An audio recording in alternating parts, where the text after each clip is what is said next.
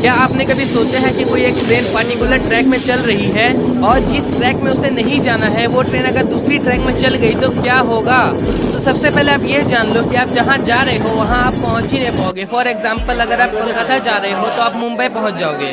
और ये भी हो सकता है कि ट्रैक चेंज होने की वजह से वो ट्रेन दूसरी ट्रेन से जाकर टकरा जाए। देखिए ऐसा अगर कुछ होता है तो रेलवे वाले किसको धरेगी, लोको पायलट को नहीं, केबिन मैन को धरेगी। हर एक स्टेशन के आगे और पीछे देखिए ये केबिन होता है जहाँ पर वो केबिन मैन बैठता है और ट्रैक को चेंज